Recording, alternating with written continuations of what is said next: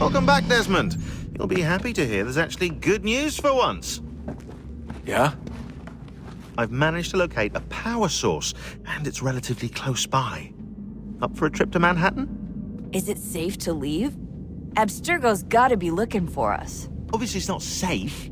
Can't exactly sit around here hoping to get lucky, though, can we?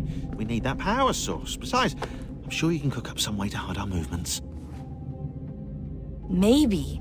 The Templars have access to all kinds of satellites and camera systems. We'll need to find a way to mask our digital signature. I can probably camouflage the van, too. But there's not much I can do for us. That's an easy one.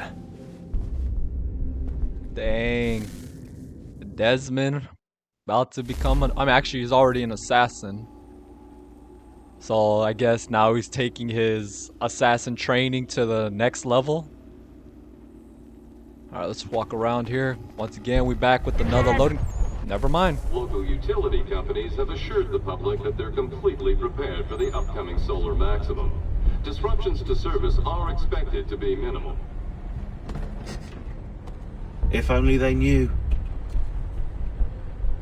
What's this? A remote-operated camera. It'll provide us with a feed while you're on mission. This will let us talk to each other. We're almost there, so listen up. The artifact is in an office penthouse in Lower Manhattan. At this time of night, direct infiltration is going to get you noticed. I think we're better off having you drop in from above. What do you mean, above? He means we're about to parachute.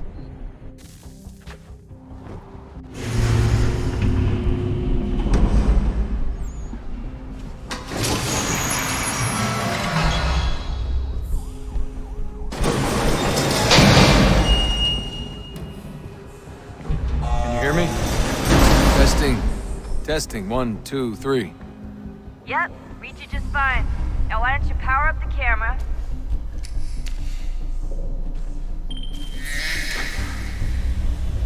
I've got pictures. Running diagnostics. Perfect. I've got a nice strong signal. You sure about that? The camera seems a little bit fuzzy. But anyway, we are Desmond. We're about to do a little bit parkour in Manhattan. Man, that's one thing I missed about this game is actually parkouring as Desmond. Oop, careful. Go this way. Go over here.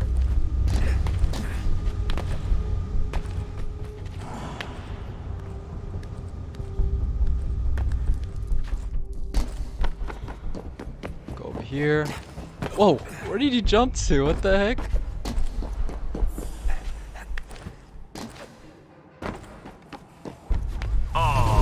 Whoa. That's a lovely view. Seriously, Sean? Fuck you.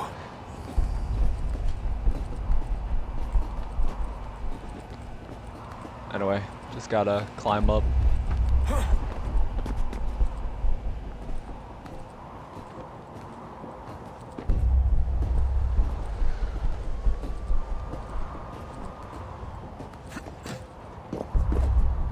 Oh man, it's rocking. Careful. Don't want to miss my jump here.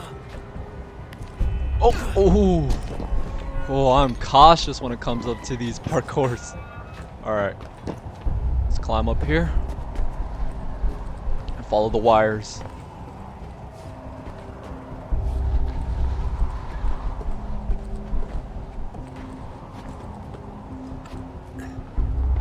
Jesus. Look on the bright side. No security to worry about.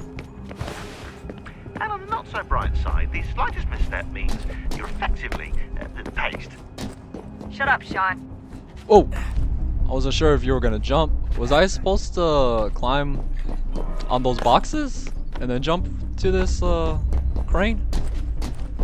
Oh well. Whoa, where am I going? Going the wrong way. It's supposed to be going up. There we go.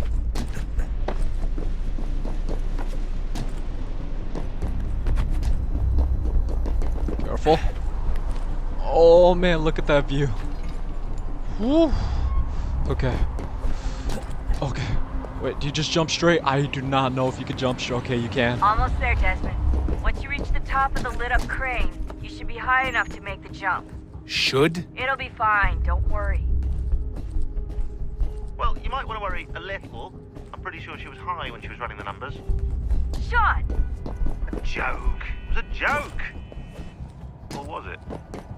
It ain't no time to be making a joke while I'm climbing up this skyscraper up to this crane.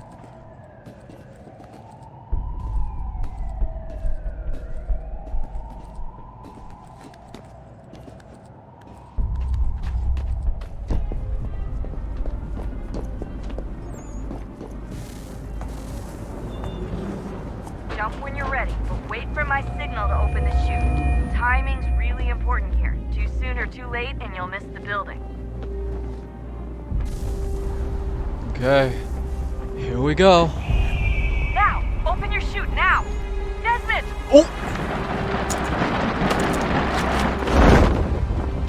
Oh man, I think that was a little bit delayed right there. She just said Desmond, which means I think I kind of opened it too late there. I could have died. I would just land on this helipad and do a roll. Oh my gosh, that was crazy. Wait, he has 2 backpacks into one? What the heck? This fool's carrying 2 backpacks on him. But anyway, we just came to get the power source.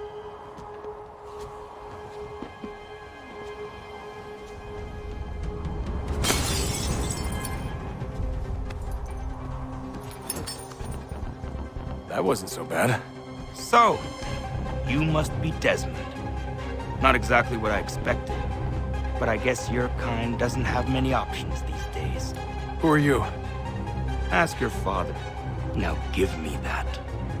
I don't think so. Look, I'm not supposed to kill you, but the boss man didn't say anything about fucking you up.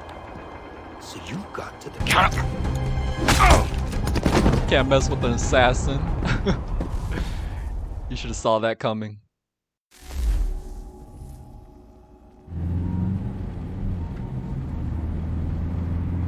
Anyway, about to return to the cave. So who the hell is Daniel Cross? Believe it or not, he used to be an assassin. The assassin, the way I've heard it told, but it turned out he was a sleeper agent for Abstergo, programmed to infiltrate and destroy the organization. How did he know you were there? We could be compromised. They must have caught me snooping inside their network and sent Cross to see what we were after. If they were aware of our current location, we'd know. Though, I will say this. Doesn't bode very well for future expeditions. I've set up some cameras topside. If anyone shows up, we'll see it. I'd suggest you go see about finding a socket for that power source. Or we can return to Connor if you prefer. All the artifacts in the world won't mean a thing without the key. I'm gonna actually set up the power source and then I'll return to Connor, but for now, I want to hear the conversation, so let me go talk to Rebecca real quick. I know everyone thinks I'm being silly, but I can't shake the feeling we're being watched. We are being watched. By Juno. Or some version of her. Do you think it's a recording? Or is she a ghost? Or something else? Is she talking to us the way Minerva talked to Ezio? No clue. I mean, who knows what else they were working on down here? There's still so many rooms we don't have access to. But do you think she's like literally down here, waiting somewhere, still alive? Still alive? That's mental. That means she'd be at least 75, 80,000 years old? Oh, powerful, yeah, but not that powerful. They came down here looking for a way to survive. Maybe they found one. Was it weird seeing Cross? What do you mean? It's different for you. You don't know about what happened, I guess. For a long time, he was important to us. He was a different person. Sean said he was a sleeper agent. Like Lucy. It was different. She made a choice, but Cross, if you read the files, Abstergo just...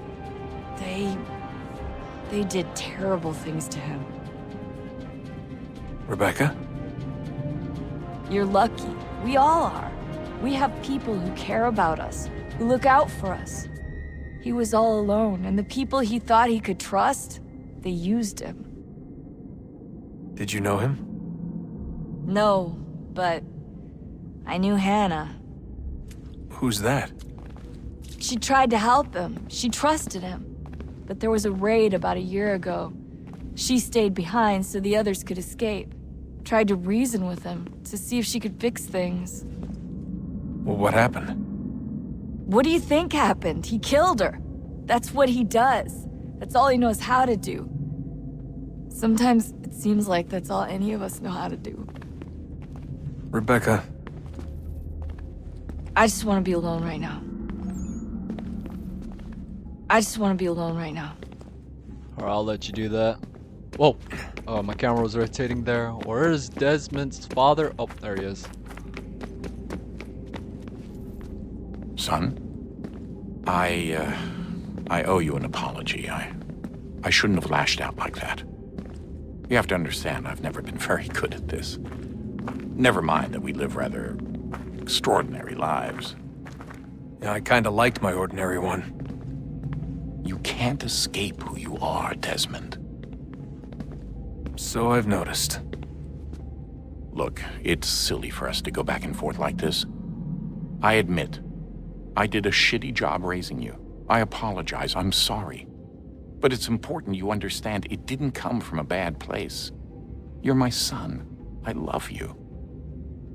I guess I was so busy trying to make sure nothing bad happened, I didn't consider the consequences.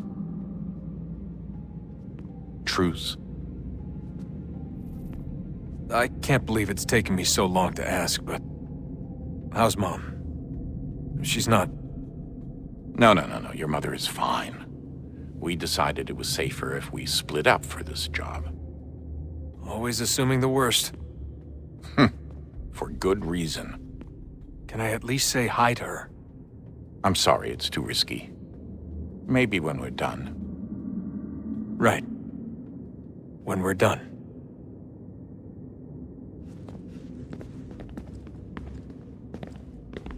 So are we done talking? Oh, there we go. Have we ever tried to make peace with the Templars? Throughout our history, there have been moments. Several, in fact. But it's impossible. There are existential differences, insurmountable. If there were to be unity, it wouldn't be a truce so much as a submission. But knowing what's about to happen, wouldn't it make sense to try and talk to Vidic? Come to an arrangement, even if it's only temporary? We'd all be so busy watching our backs, nothing would get accomplished. Imagine that. We're more productive at war. Well, have we ever tried sending in someone? Doing to them what they did to us with Lucy? Or Cross? We have, and it's never worked. We've sent people who were either too weak and found themselves turned, or too strong and were unable to carry out the charade. I just feel like we all want the same thing. We use the same words, but that's all they are, words. In the end, it all comes down to freedom. We seek it, they detest it. And so there's never an end to the fight. Not until one side is completely gone. Is that even possible? Probably not. Our two groups have existed in one form or another since, well, since forever. But things can be better than they are. And that's something. Did you look for me, Dad? When I was gone? Every day. Come on. I mean it. Every night I'd look, searching for your name or variations of it, hoping you'd slip up. Abstergo only found you first because they had better access. A few more days and it would have been me. Well, I'm here now. And I'm glad. Do you think Lucy regretted what she was doing? I used to think I knew her well, but clearly that wasn't the case. So I really can't give you an honest answer. She seemed so sincere, though. Like she really wanted to make a difference. Yes, well, when I first met him, I thought the same thing about Cross. It just keeps happening over and over again. What does? Everything. Don't get weird on me, Desmond. No, it's fine. I'm fine. Don't worry. All right, then. You should think about getting back in the Animus. We've got to find that key. We should probably get back to Connor. Come on, son. We got work to do. Alright, well, that's the end of that. That was such a long conversation. Now I gotta run all the way over here to go talk to Sean Hastings.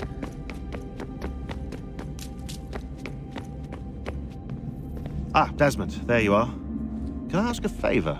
Maybe? When this is all over, I'd like to try turning the dial back on the Animus. Like, all the way back. To the time of the first civilization. You think it would work? There was no real loss of fidelity when you visited Altair. Then again, that was about 1,000 years ago, and I'm looking at going back at least 70,000 more. Sure, I'd be up for it. It'd be interesting to see what things were like back then. Excellent. I think it would prove most enlightening. So this is how it started. What are you up to? Just brushing up on my American history. I say history. They certainly teach you strange things in the States. Like what? Well, for all the talk of this being a revolutionary war, it was a civil one.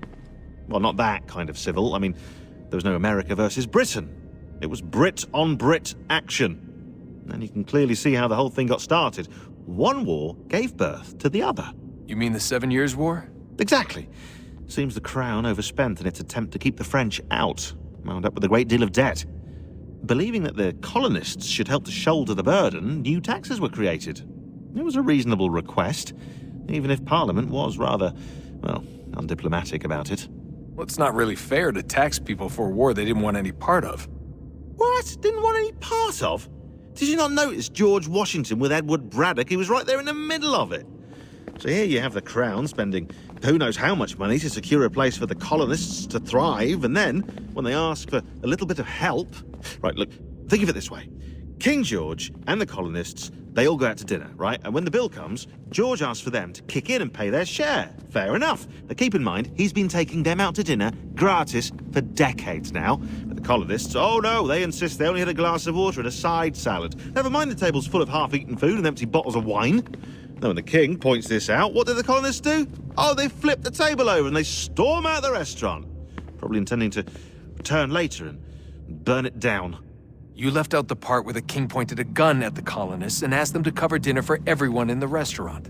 Right, yeah, interesting take. If he pulled out a gun, and I'm not sure he did, it would only have been after the 100th failed attempt at getting them to pay their fair share.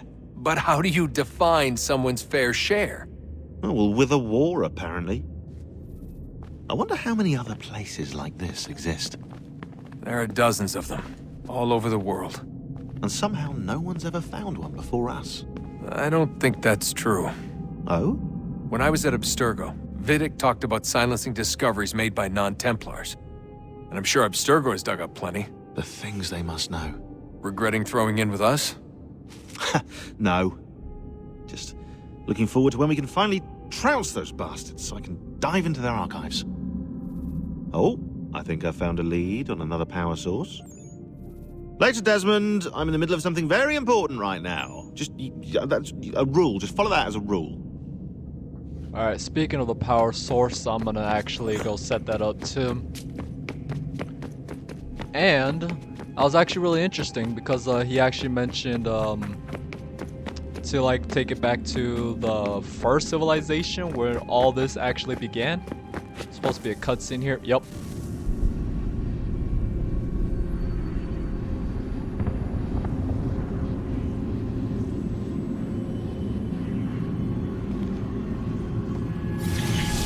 In the beginning, when we thought we could be saved, we sought to face the sun's wrath and contain it. 4 towers would be built to pull her fury into this place and dispel it.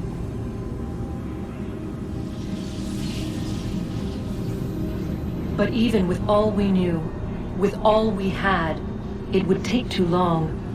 1,000 years we could labor and still the work would not be done. The first tower was never completed. The project abandoned. We moved on. But while we labored on other endeavors, a few returned. They thought to automate the process. Metal might finish what flesh could not.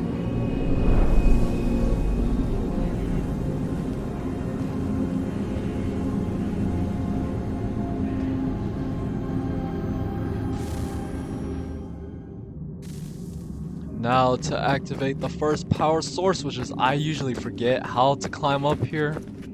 I usually save these all the way at the end of the game, but screw it. Let's see if I remember how to do this. Just follow this path. Come on, you can't climb up. There you go. I think we're already here. Alright, there's the first power source. Another cutscene.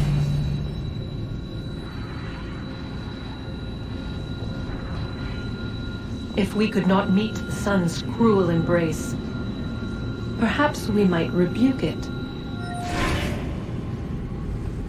Already we could generate fields to protect us in times of strife. But these were small and simple things. To replicate them on a scale the size of a world. We lack the energy to make it so. Half the world, they said then. It is better than none at all. We tried. Again, we failed. A quarter, they asked. Even this we could not do. A sixth, an eighth, a tenth, they cried. The answer was still the same. Perhaps in time a city might be spared. But it was time we did not have. So we moved on.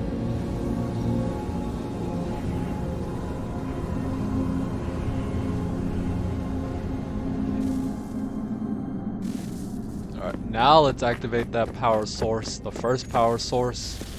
Wonder what's inside. Only one way to find out.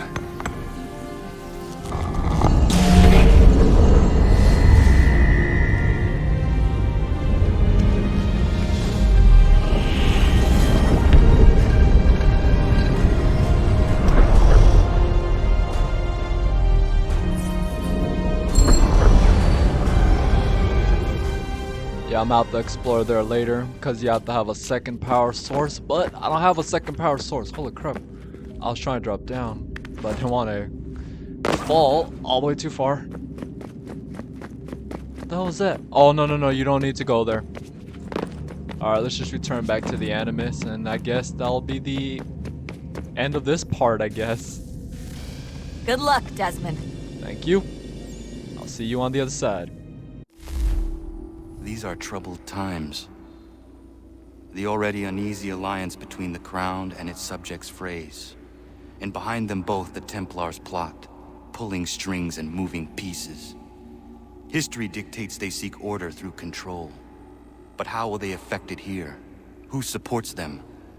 And what conspiracies have they already spun? All these things I must determine. For only by knowing my enemy can I hope to stop them.